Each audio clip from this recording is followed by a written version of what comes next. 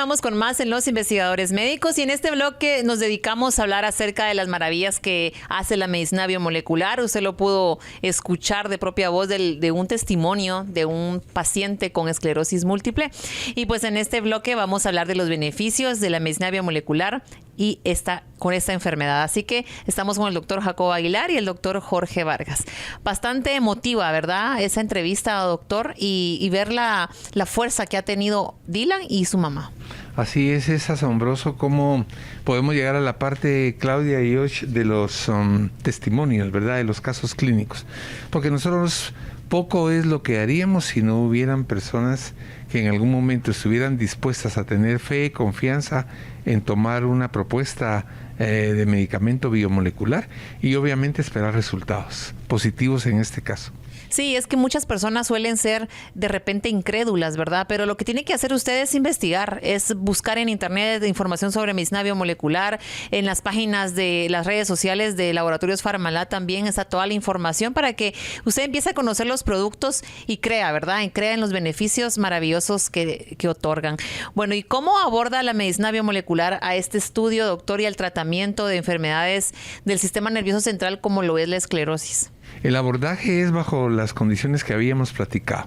Sin ninguna duda, dos factores importantes en que el cerebro o el sistema nervioso enferme en enfermedades neurodegenerativas es el estrés oxidativo y la neuroinflamación.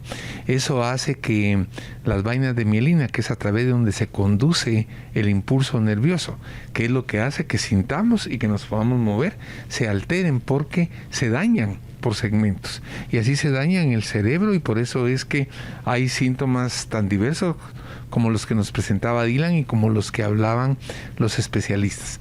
La medicina biomolecular, entonces, cuando está en estos casos, entra como un coadyuvante de la medicina convencional que esos pacientes tengan, pero contrarresta el efecto del estrés oxidativo, de la neuroinflamación, y Claudia empieza en un proceso regenerador.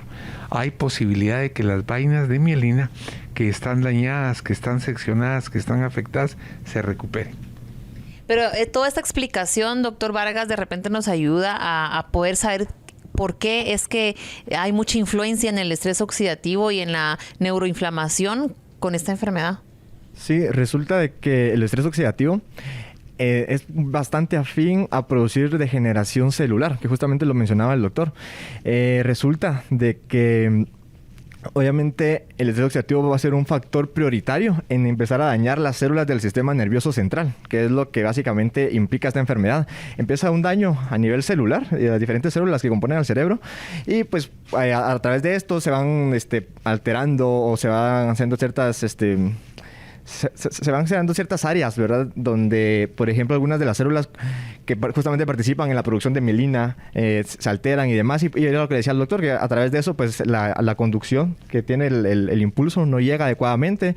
Es una alteración que es progresiva y que va aumentando con el tiempo. Resulta de que el estrés oxidativo también participa en dañar a las macromoléculas que pueden también estar a nivel cerebral, como por ejemplo en las proteínas, como por ejemplo en los lípidos, ácidos nucleicos, y esa oxidación de estas moléculas van a generar o van a repercutir de alguna manera e influir de alguna manera en el que la lesión vaya progresando, y que esta lesión, obviamente, pues cuando hablamos a nivel cerebral, pueden pasar 1.000.000 de cosas o 1.000.000 de signos o de síntomas a través de esta alteración. Entonces, por lo tanto, el estrés oxidativo pues sí se ha visto que juega un papel bien importante en la patología y en la evolución de este tipo de enfermedad.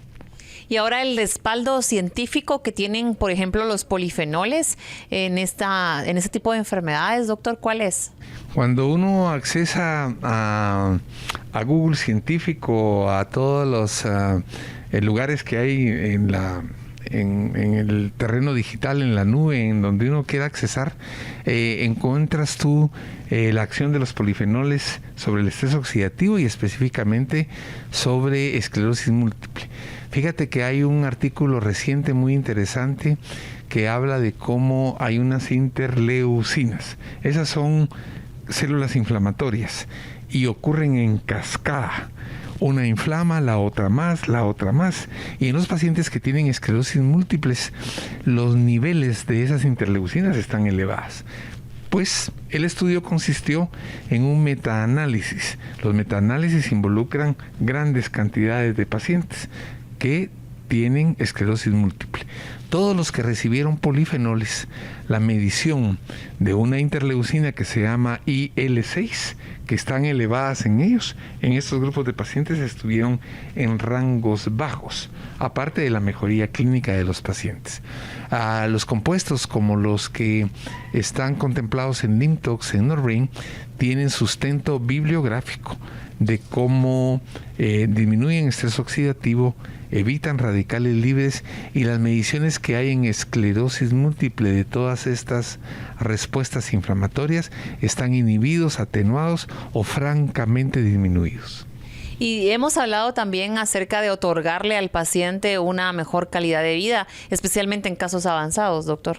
Sí, eso es una pregunta importante. Resulta que existen ciertos compuestos fenólicos que tienen propiedades antiinflamatorias, que tienen propiedades antioxidantes y que tienen una participación en la neuroprotección. Entonces, de alguna manera, a nivel cerebral, esta degeneración que se está produciendo se va en busca de que a través de estas moléculas y demás tengamos un freno para y evitar que esto siga progresando. Porque, como bien lo mencionaba Dylan en el segmento anterior, la calidad de vida a veces se puede influir negativamente. ¿Por qué? Porque él mencionaba, pues en su caso, la debilidad de la extremidad o miembro superior, y a través de esto, pues obviamente uno deja de tener la esencia de poder hacer las cosas, y esto pues complica más al paciente, uno se deprime, y obviamente todo lo que trae esto muchas veces va a favorecer a que la enfermedad siga progresando.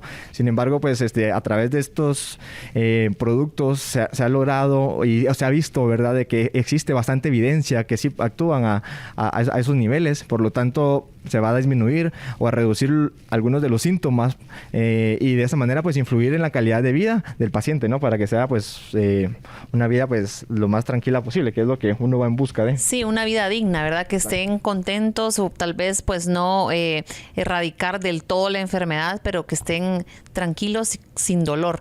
Doctor, en el caso de Dylan, sabemos que es su paciente. ¿Cómo han actuado los polifenoles? Fíjate que cuando vimos a Dylan y lo compartimos aquí para que lo viéramos con el doctor Vargas y los médicos de la clínica, estuvo también el doctor Labarreda en una consulta, el doctor Suárez, que participó ya con nosotros en un trabajo del sueño. Les presentamos el caso con mucho interés porque Dylan es una persona que tiene su historial. Recuérdate que nos contó que lo primero que tuvo fue neuritis óptica. En la esclerosis múltiple, uno de los primeros signos tempranos con los que la enfermedad debuta, con los que la enfermedad aparece, es una lesión del nervio que pasa por el quiasma óptico, y por eso es que él tenía ceguera de un ojo. Sin embargo, ahora está recuperado. Entonces, después empiezan otras lesiones, dificultad para hablar, dificultad para la marcha y para ejecutar algunos movimientos, porque las neuronas, las celulitas esas de las neuronas, que son las que transmiten toda la información, transmiten los impulsos, se ven dañadas. Las vainas de mielina, de caso, que son los alambres que salen de la corriente eléctrica y que llevan la acción a un lugar, están seccionados, tienen cortocircuito, por lo tanto no se puede transmitir. Y por eso es que estos pacientes tienen tan diversa cantidad de síntomas. Pueden tener vértigos, mareos, descargas de dolor en el cuello, alteraciones de la marcha. Cuando vimos a Dylan, él ya había pasado lo de la neuritis óptica, ya había sido tratado con algunos polifenoles, que de todas maneras, aunque el tratamiento que él tomó inicialmente está para tumores, le hizo una acción, porque no es solamente esa la acción del polifenol. Cuando lo vimos de nuevo que se reactivó la enfermedad, entonces tenía trastornos del movimiento de un lado del cuerpo. Le enviamos a hacer una resonancia magnética. La resonancia magnética evidenció lo que decía el neurólogo, esos focos de lesión en el cerebro, pero Dylan entró obviamente en un proceso de nuevo de remisión asociado a el uso de Norbrain y LYMTOX, y él está en mejoría. Dylan tiene como actividad el manejo de autos y había dejado de hacerlo y recuperó su función. Obviamente ahorita está todavía en un proceso de espera, pero tú ves a Dylan francamente recuperado de la condición inicial, o sea que los polifenoles actuaron, disminuyendo estrés oxidativo, quitando la inflamación, quitando esos apelotonamientos que se forman de proteínas de basura en las neuronas y mejorando la capacidad de la mielina. Y por otro lado, es muy probable que la acción sobre el sistema inmune no siga atacando a su propio cuerpo. Así es. Bastante gratificante, ¿verdad? Escuchar esos testimonios y ver, porque realmente si él no cuenta que tiene esa enfermedad, pues de repente muchas personas ni se imaginan. ¿Alguna recomendación que ustedes quieran brindar? Sí, con respecto a lo que mencionabas, es importante a veces traer o escuchar este tipo de anécdota o de testimonio, ¿verdad? Respecto a cómo convivió con la enfermedad, porque realmente, y era lo que él mencionaba justamente, uno por estar joven cree que alguna afectación, alguna molestia va a ser algo pasajero y que pronto me voy a aliviar, pero no, resulta de que cada vez estamos viendo pacientes con enfermedades crónicas, degenerativas, que debutan con algo tan insignificante que no prestan atención a eso y por lo tanto pues hacen de que la enfermedad siga progresando. Entonces la enfermedad progresa de tal manera en el que obviamente pues ya empiezan con síntomas bastante severos y donde ya afectan la calidad de vida y a veces es hasta en ese momento donde realmente pues van en busca de atención médica. Por lo tanto pues su mensaje para los televidentes es que cualquier molestia, por mínima que parezca, sería bueno siempre pues consultar con un médico. Nosotros igual estamos a las órdenes para hacer una evaluación, un examen exhaustivo y en base a eso pues empezar a tratar de manera oportuna y evitar que estas enfermedades sigan progresando. Doctor. Así es, yo creo, Claudia, que algunas cosas que tienen que tomar en cuenta la población es que a través de informarse, sabemos hoy que las biomoléculas, que los polifenoles tienen acciones terapéuticas bien definidas, que los médicos debemos de empezar a tener más receptividad y más mente abierta. Si estamos trabajando con medicina convencional que no está dando resultados y que tiene efectos adversos, deben de haber otras posibilidades. Si todo lo que nos viene ya estudiado, pero yo no soy capaz de establecer que lo que le voy a dar a mi paciente no es dañino, que tiene un respaldo bibliográfico, que hay médicos que hemos estudiado toda la vida, que seguimos estudiando, que hay especialidades y lo estamos recomendando, al menos tener la posibilidad de decir, bueno, ¿qué puedo hacer yo respecto a eso? Estamos abiertos siempre a llevar información al público, al gremio médico y estamos sabidos y seguros de que precisamente la medicina nace a través de una mente acuciosa que establece que tiene que innovar para poder llevar solución, sobre todo a aquellas condiciones que se han evidenciado como incurables, como refractarias, como de pronóstico grave. Entonces tenemos que ver y decir si lo que estoy haciendo no da resultado, qué sí puede dar y en qué puedo confiar.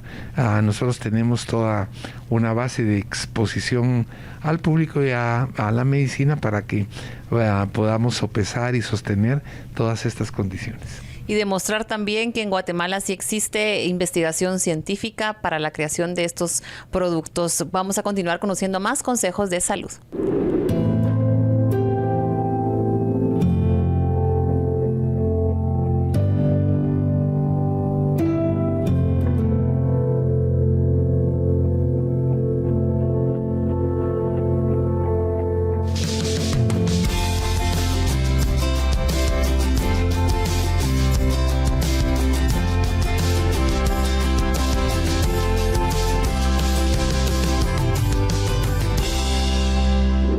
Y hemos llegado al momento de finalizar este programa, Los Investigadores Médicos, no sin antes agradecer en nombre de todo el equipo de producción y de los médicos que forman parte de Laboratorios Farmalat su sintonía y preferencia. Esperamos que el programa haya sido de su interés y lo más importante, como lo solemos decir, que ponga en práctica las recomendaciones y consejos de los médicos. Nos vemos en una próxima.